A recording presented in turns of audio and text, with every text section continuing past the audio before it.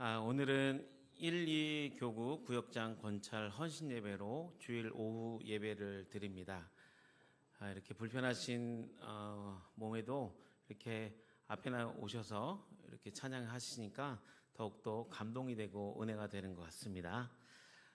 요즘 쉽지 않는 그런 구역 상황에서도 헌신적으로 구역을 끝까지 섬기시고 또 돌보시는 우리 구역장님과 또 권찰님의 그 삶 속에 하나님의 은혜와 하늘의 상급이 차고 넘칠 줄 믿습니다. 우리 다시 한번 1, 2교구 구역장님과 권찰님께 다시 한번 힘내라고 큰 박수를 보내면 감사하겠습니다. 아멘.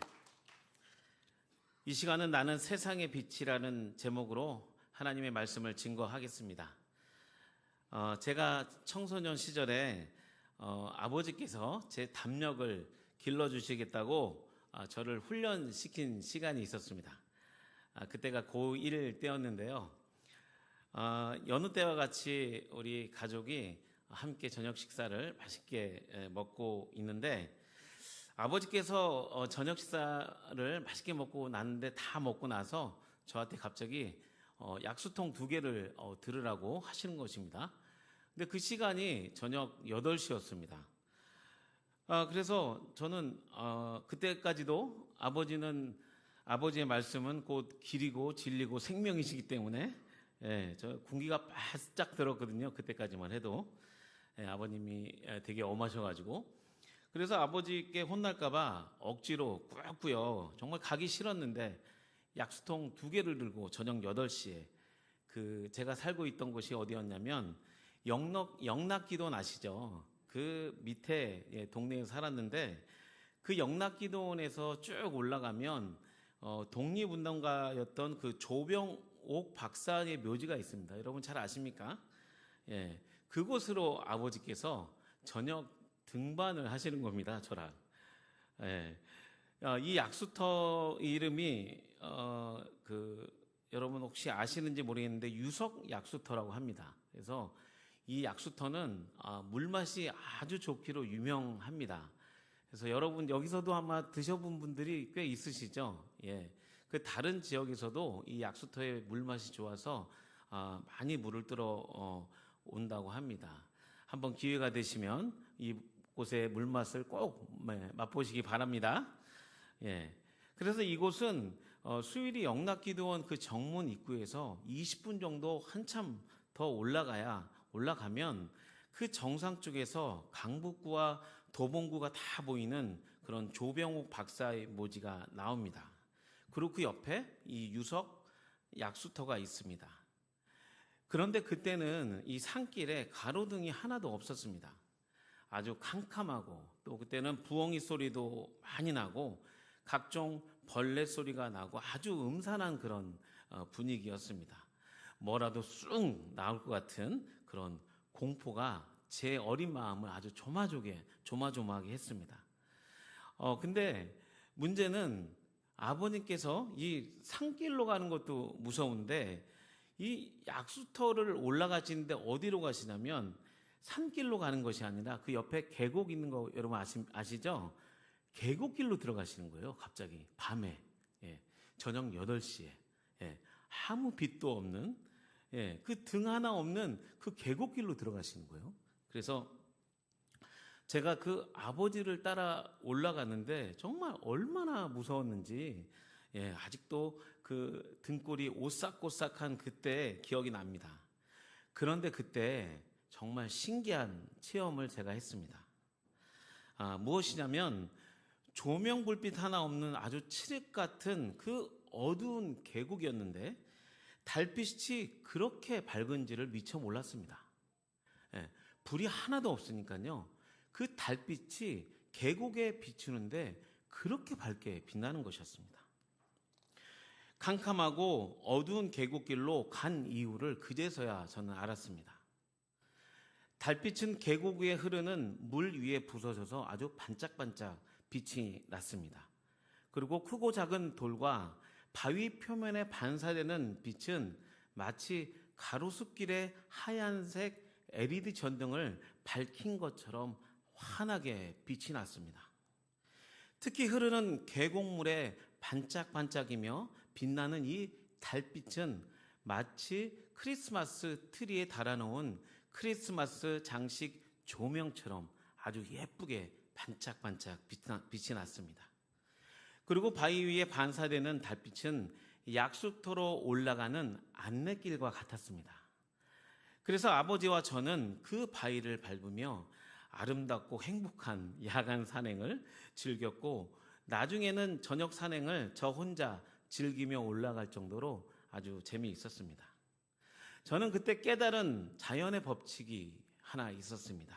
그것은 세상이 캄캄할수록 달빛은 더욱더 빛이 난다는 것이었습니다. 그러나 어두운 세상을 밝게 비추는 빛은 달에서부터 시작되는 달빛이 아닙니다. 달은 스스로 빛을 발산하지 못합니다. 여러분도 잘 아시는 것처럼 어두운 세상을 비추는 빛은 태양으로부터 시작되고, 달은 태양빛을 반사하는 반사체의 역할만 하는 것입니다.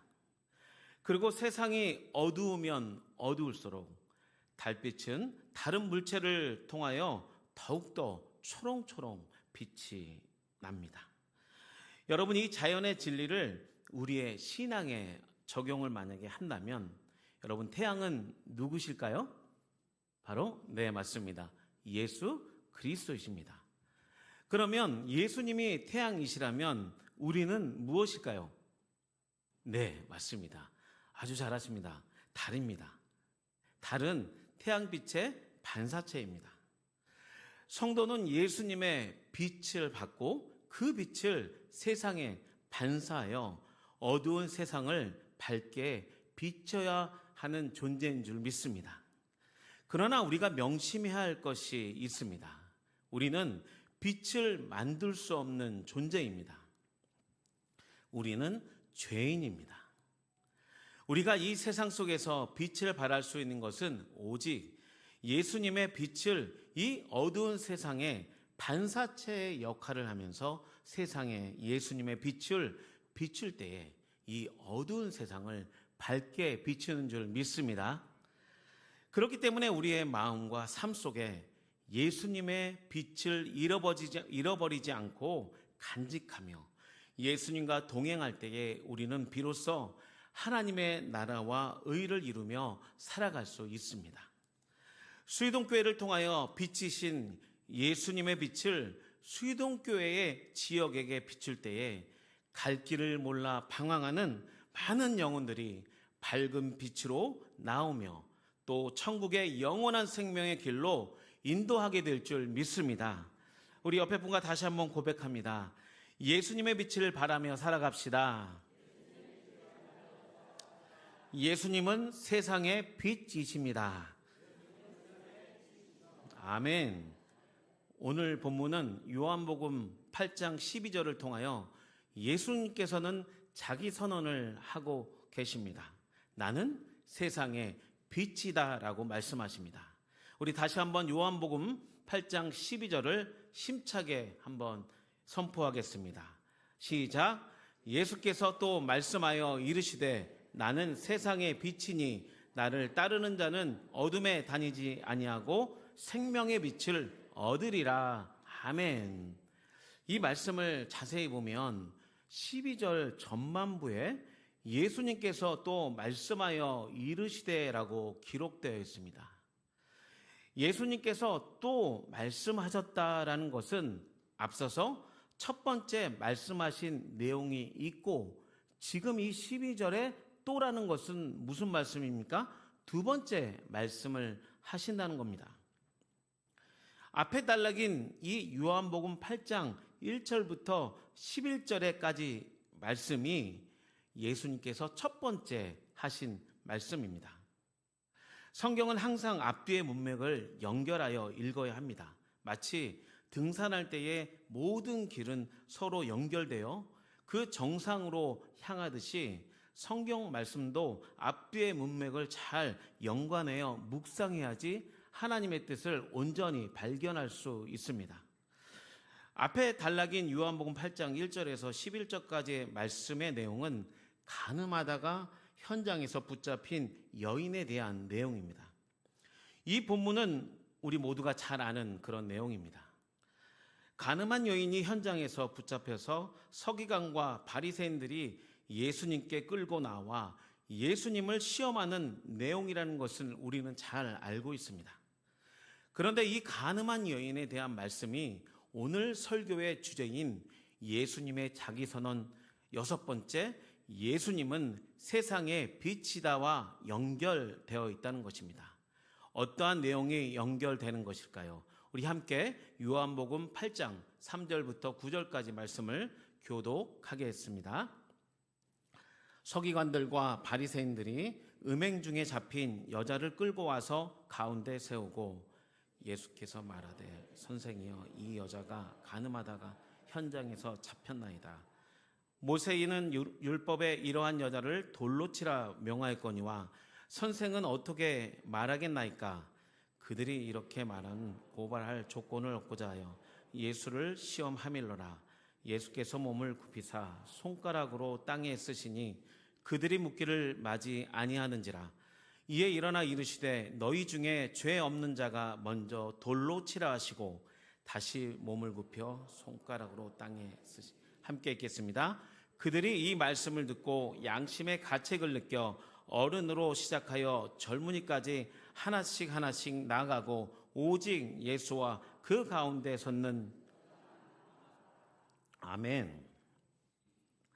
현장에서 간음하다가 붙잡힌 여인은 아마도 처음이 아니었을 것입니다. 이 여인은 어둡고 음란한 삶을 살았고 반복적으로 음행의 삶을 살아서 그 소식이 동네에 퍼질 정도로 이미 음행에 대한 소문이 무성한 여인이었습니다. 유대 종교 지도자들은 이 여인의 음행을 주시하다가 현행범으로 체포하여 예수님을 고소할 목적으로 현장에서 체포해서 예수님 발 앞에 갖다 놓은 것입니다. 마치 여러분 바다 낚시를 할 때 대형 어종의 그 물고기를 잡을 때 어떻게 하는지 아십니까? 대형 어종의 물고기가 아주 잘 먹는 아주 작은 물고기를 잡아서 낚시에 미끼로 깨어서 잡을 때에 대형 어종을 큰 물고기를 낚을 수 있는 것입니다. 똑같습니다. 지금 이 간음한 여인은 예수님을 잡기 위해서 유대 종교 지도자들이 미끼로 사용한 것입니다. 그들은 예수님을 섣불리 법정에 세우면 시민들에게 비난받으며 자신들의 기득권이 위협을 받을 수 있기에 그들은 아주 치밀하게 준비했습니다. 예수님을 죄인으로 몰고 가기 위하여 간음한 여인을 붙잡고 현재 유대인 사회의 법인 모세의 율법을 기준으로 제시하며 예수님의 율법에 어긋나는 대답을 기대하며 아주 조금이라도 꼬투리를 잡기 위해서 기다리고 있는 것입니다. 그 당시의 율법은 약혼이나 결혼을 한 여인이 간음하면 돌로 쳐 죽이라는 엄격한 모세의 그런 율법이 있었습니다. 그래서 이 여인을 예수님께서 성전에서 말씀을 가르칠 때에 이 여인을 예수님의 발 앞에 놓고 이렇게 시험하는 것입니다. 만약에 예수님이 모세의 율법을 어기는 대답을 하면 그것을 명분으로 삼아 재판에 세우고 예수님을 십자가에 못 박기 위한 그런 전략과 계략이었습니다. 그러나 예수님은 그들의 속임에 넘어가지 않았습니다. 어떻게 행동하십니까? 제가 5절과 6절을 다시 한번 읽어드리겠습니다. 모세는 율법에 이러한 여자를 돌로 치라 명하였거니와 선생은 어떻게 말하겠나이까? 그들이 이렇게 말하면 고발할 조건을 얻고자 하여 예수를 시험하밀러라. 예수께서 몸을 굽히사 손가락으로 땅에 쓰시니라고 말씀하십니다. 지금 잡혀온 여인은 사형 선고를 받은 현행범입니다. 자신의 죄를 인정하고 자신의 음행을 반성하고 있었지만 그녀는 더 이상 율법의 정죄함 앞에 죽음을 기다리는 아주 가련한 여인이었습니다. 이 가련한 여인을 예수님을 법정에 세우기 위한 미끼로 사용하는 유대인 종교 지도자들의 그 잔인성과 자신들의 권력을 유지하기 위하여 어떠한 수단과 방법을 가리지 않는다는 것은 예수님의 때나 또 지금 현대를 살아가는 시대와 결코 다르지 않습니다. 원래 인간은 죄인이기 때문에 누가 나의 자리나 지금 누리고 있는 기득권을 위협한다면 죄인인 인간은 수단과 방법을 가리지 않고 몇 배 이상으로 되갚아주는 것이 악한 죄인의 심리입니다. 이런 사람들의 특징은 순진한 사람들의 심리를 이용해서 그들의 심리로 그 뒤로 그들을 조종하고 선동하여 어두운 곳에서 자신은 조용히 자신의 얼굴을 드러내지 않고 그들을 조종해서 자신의 목적한 바를 달성하는 것입니다. 마치 마귀가 우는 사자들과 같이 두루다니며 숨어서 삼킬 자를 찾는 것 같이 마귀의 속성은 죄가 없는 영혼도 미혹하고 우리의 눈을 가리워서 사망으로 인도하는 것과 같습니다.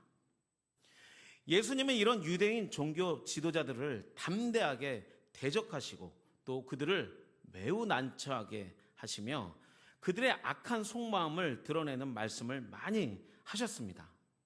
그렇기 때문에 예수님은 유대인 종교 지도자들에게 상당한 위협이 되는 인물이었습니다. 바로 앞장인 요한복음 7장 7절과 19절에도 이렇게 말씀하십니다. 제가 읽어드리겠습니다. 세상이 너희를 미워하지 아니하되 나를 미워하나니 이는 내가 세상의 일들을 악하다고 증언함이라. 모세가 너희에게 율법을 주지 아니하였느냐? 너희 중에 율법을 지키는 자가 없도다. 너희가 어찌하여 나를 죽이려 하느냐? 아멘. 예수님은 종교 지도자들에게 담대하게 말씀을 선포하시는 것입니다. 종교 기득권을 갖고 이스라엘 백성들에게는 하나님의 율법을 지키라고 가식적으로 말하지만 정작 자신들은 모세의 율법을 지키지 않고 자신의 이익을 위하여 부정부패와 종교를 가지고 장사하는 그런 악한 종교 지도자이었습니다. 그리고 그들의 시험에 예수님은 조용히 몸을 굽히며 땅에 손가락으로 무언가를 천천히 쓰셨습니다. 그때 종교 지도자들은 예수님을 다구치면서 계속해서 질문을 퍼붓습니다. 그러자 예수님께서 일어나 이렇게 말씀하셨습니다. 7절과 8절 말씀입니다. 너희 중에 죄 없는 자가 먼저 돌로 치라 하시고 다시 몸을 굽혀 손가락으로 땅에 쓰시니라고 말씀하십니다. 왜 예수님은 땅에 손가락을 무언가를 쓰셨을까요? 그리고 그 행동을 2번씩이나 반복하셨을까요? 학자들의 견해는 땅에 쓴 내용은 우리는 아무도 알 수 없지만 아마도 예수님께서 흥분한 무리들을 진정시키시고 무리들의 은밀한 죄를 드러내시며 그 양심의 가책을 느끼게 하는 그런 시간을 갖게 하였다는 그런 견해가 있습니다. 아무튼 흥분한 무리들은 어른으로 시작하여 젊은 사람들까지 가늠한 여인을 향해 돌을 하나씩 내려놓고 다 집으로 돌아갔습니다. 예수님은 죽을 수밖에 없는 여인의 생명을 구원하셨고 사망의 어두움에서 생명의 빛을 비추셨습니다. 그리고 지금은 예수님과 가늠한 여인만 남아 있습니다. 그리고 예수님께서 이 여인에게 이렇게 부드럽게 말씀을 하십니다. 10절과 11절 말씀입니다. 우리 함께 읽겠습니다. 예수께서 일어나사 여자 외에 아무도 없는 것을 보시고 이르시되 여자여 너를 고발하던 그들이 어디 있느냐? 너를 정죄한 자가 없느냐? 대답하되 주여 없나이다. 예수께서 이르시되 나도 너를 정죄하지 아니하노니 가서 다시는 죄를 범하지 말라 하시니라. 아멘. 예수님께서는 서기관과 바리새인들과 흥분한 무리들이 어떤 상황에서 가늠한 여인을 끌고 왔다는 것을 이미 다 알고 계셨습니다. 그리고 예수님께서 보시기에는 여인의 간음죄보다 종교 지도자들과 무리들이 행한 죄들이 이 가련한 여인보다 훨씬 더 큰 죄악임을 스스로 느끼게 하셨습니다. 그리고 그 여인을 고발하고 정죄하는 무리들이 물러가게 하셨을 뿐만 아니라 그녀의 정죄하는 자들이 또 물러가고 예수님 자신도 여인을 정죄 않으신다고 그 여인에게 죄사함의 구원을 선포하신 것입니다. 예수님의 사랑은 정죄가 아니요 죄사함이고 구원의 생명임을 믿습니다. 그렇기 때문에 요한은 예수님의 빛이라는 이 자기 선언에 앞서 간음한 여인에게 빛이 되어 주신 사건을 기록하며 다시 12절과 연결하여 예수님께서 빛이시다라는 것을 이 자기 선언을 강조하는 것입니다.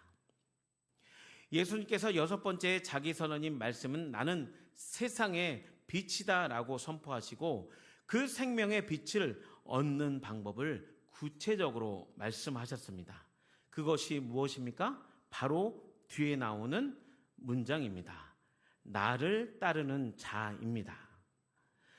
예수님을 따르는 자는 예수님의 생명의 빛을 얻으리라고 말씀하십니다. 따르는 자라는 이 원어의 의미는 함께 길에 있다라는 의미인 것입니다. 예수님을 지속적으로 따라가는 이 상태를 말하는 것입니다. 태양의 빛이 조금이라도 달을 비추지 않으면 달빛은 그 빛을 바로 잃어버릴 수밖에 없습니다. 마찬가지로 예수님과 함께 따르는 자라는 것은 빛이신 예수님의 약속을 믿고 끝까지 약속의 땅을 향해 전진하는 믿음의 행군과 같습니다. 또한 어둠에 다니지 않는다는 것은 우리가 세상을 살아가는 길이 항상 밝다는 그런 뜻이 아닙니다. 때로는 어둡고 캄캄하고 춥고 또 매서운 칼바람과 시련과 차디찬 겨울의 길을 갈지라도 예수님의 생명의 빛을 마음에 품고 살아가는 삶, 그 삶이 예수님을 따르는 삶인 줄 믿습니다.